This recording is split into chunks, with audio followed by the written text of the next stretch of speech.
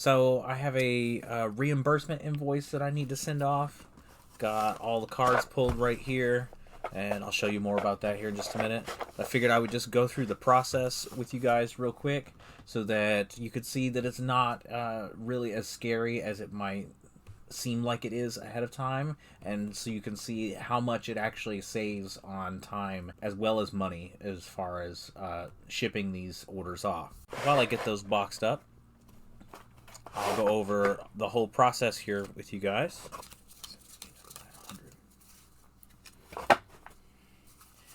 So the first step is to go onto TCG Player to your TCG Player Direct tab in your seller page. Go to the newly dropped reimbursement invoice. Once you get that, you can open up the CSV, which will look like this. And it is just a long Excel document or open office document or whatever software you choose to open it in. You can see here that the cards are organized on the document in a certain order. They go from its reverse chronological order within standard sets for Magic, and then into supplementary sets in each different form, so Commander and then Masters, things like that. Then it goes into Yu-Gi-Oh! And then into Pokemon in reverse chronological order. The next step is to work down this pull sheet, and hopefully, if you've been following along, you have your inventory organized into the same order as the sets appear on this sheet. Now, if you don't, that's fine. If you have your own system, that's fine. But once you get into having a large amount of inventory, like I do, it really saves a huge amount of time to go ahead and have everything organized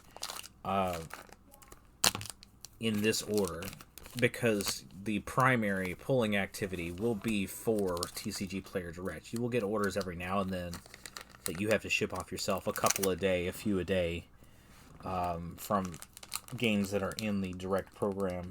But really, this is the major activity for pulling cards from the inventory. So pulling the cards out, you've got your sets organized with your card dividers so that you can keep them separated. It's alphabetical within each set.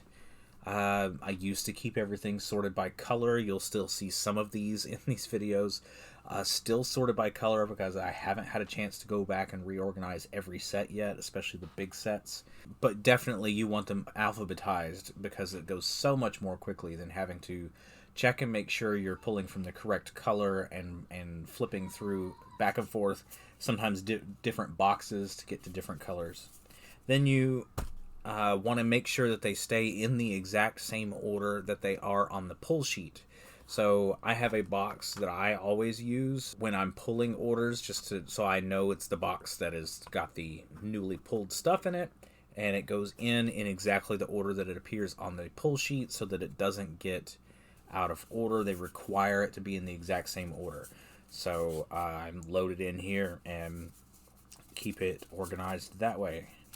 Once you've got them all pulled, and you can see here I've got my Magic over here on the left in the box, and then I have a small section of Yu-Gi-Oh! Because I only have about 1,500 cards listed for Yu-Gi-Oh! I'm looking to add more on that in the future. And then another about 350 or so Pokemon cards.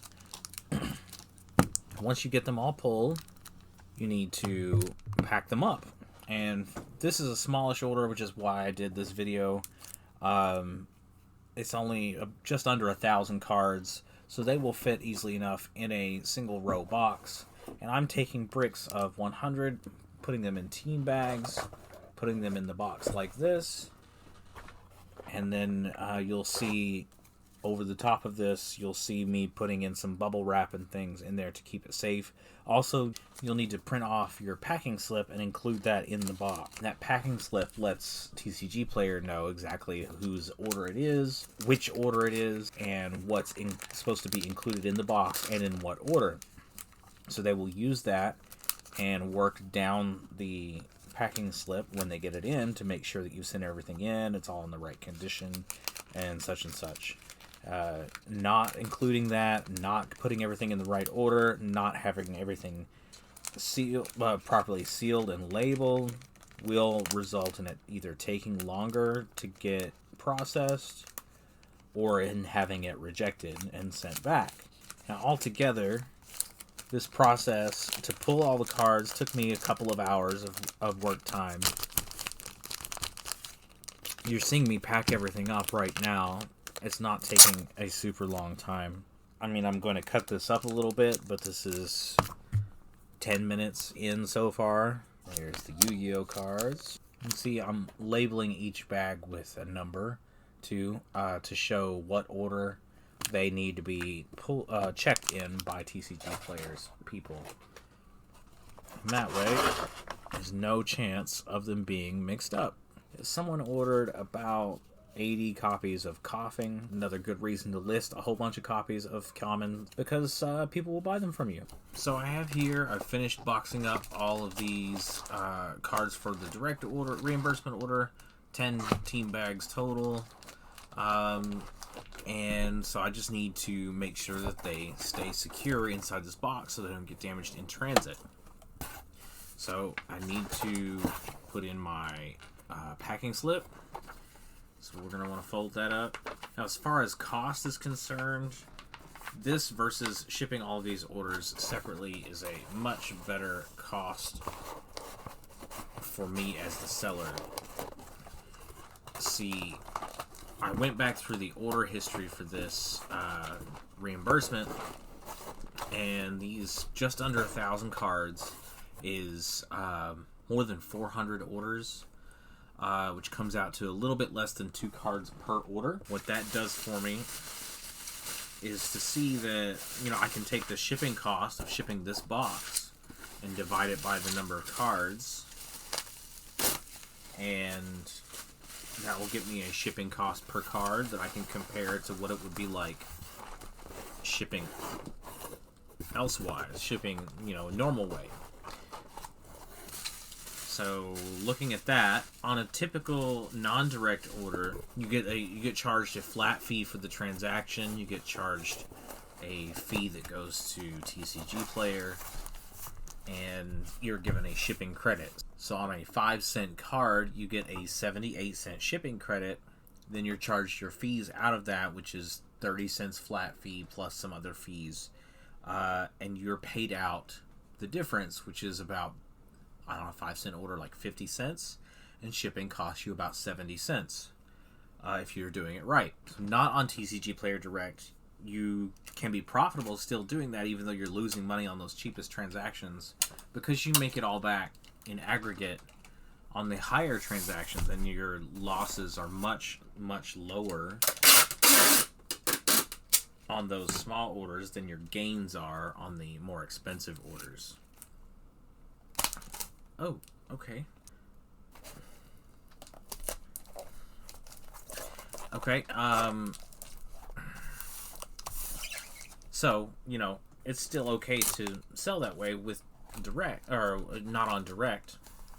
However, with direct, on a 5-cent order, you are paid out 50% of the order, and there's no other fees involved, no other shipping credits to complicate things or anything.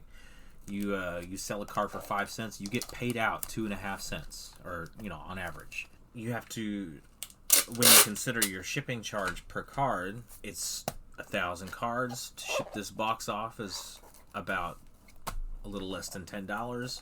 So the shipping charge per card, including the team bags and the tape and the box and the label that the shipping information is printed on and everything, comes out to just about $10.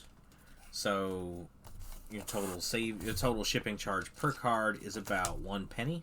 Now, if we had sold these all separately through the non-direct program, then you're looking at, like I said, about 400 orders, because it's a little bit less than 2 cards per order.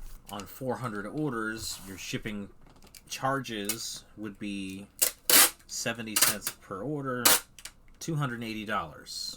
This is $10. The time it takes to pack and ship 400 individual orders is, that's 30 orders a day, something like that. So that's like 3 or 4 hours per day instead of 3 or 4 hours per 2 weeks. Hopefully this will help you see how much of a savings you get from the TCGplayer Direct program, because there's a lot of misunderstanding out there that it adds work or it doesn't save you any money.